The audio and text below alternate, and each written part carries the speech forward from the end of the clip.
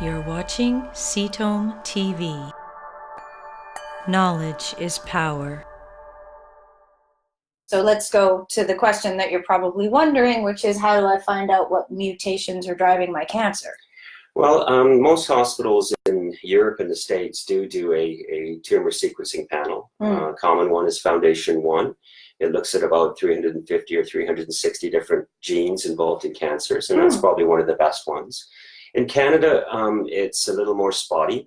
A lot of hospitals are developing their own, what we call a targeted panel, where they'll look for specific key mutations, but they won't look at the entirety of all of the different mutations.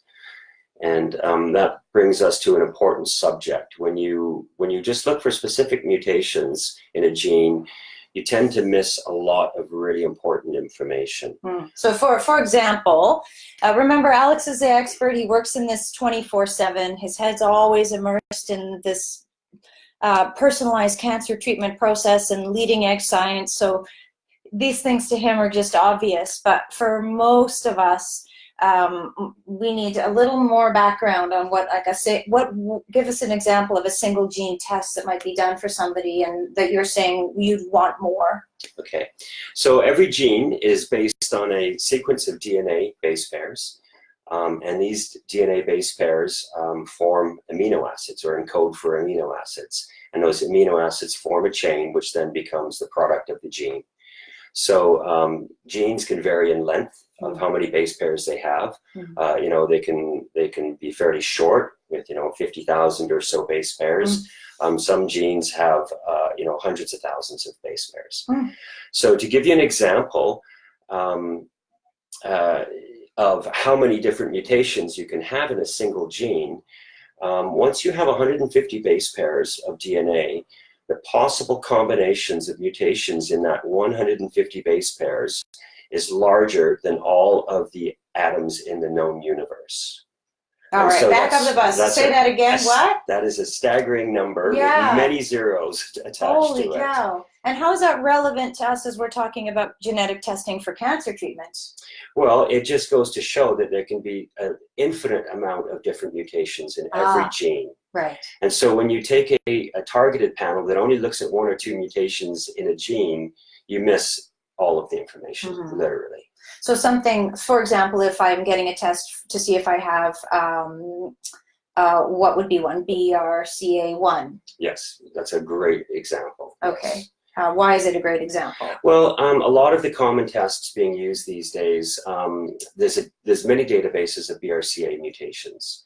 And a lot of these databases focus on mutations that have been discovered and that have some research on them. So when you get a sequencing panel that has a BRCA1 mutation, what they do is they have a computer program, a software, that will say, yes, we recognize this mutation as being cancer-causing or not. But the BRCA1 and 2 genes are tumor suppressor genes. And so they have to be functional in order to work and prevent cancers. A tumor suppressor, as you probably know, prevents cancers from developing further. So the problem is with most BRCA1 and 2 testing, and we see this quite a lot, even in tests like Foundation 1, if it's a mutation that they haven't recognized before or hasn't been discovered before, and there's a huge chance that that's going to happen. Given how many there are. Exactly. Then they tend to ignore it and call it a variable of unknown significance. Now, the type of mutation is very important. One of the types of mutations that we get, that we see a lot of, is called a stop codon mutation.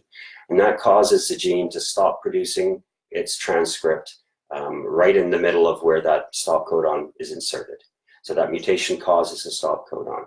If that happens, the gene is non-functional and it doesn't do its function. It doesn't protect against cancer.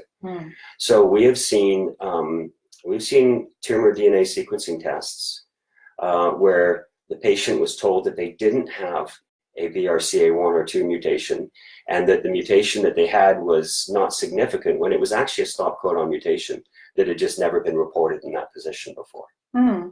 And what was the consequence of that? The consequence is the person had a BRCA1 mutation in their family, and their children had it, and it was passed on. And more importantly, When you have breast cancer or ovarian cancer with the BRCA1 or 2 mutation, there's some targeted therapies that will work really well for you. PARP inhibitors is one example.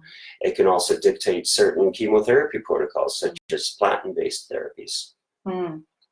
And those are obviously better than standard chemotherapy, or more. It's going to tell you what's going to work and what's not going to work. I see. And that's very important. Right. Yeah. So you're not wasting your time or getting the wrong treatment. Exactly. Yeah. I see.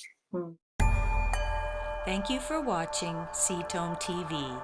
Subscribe below and stay informed.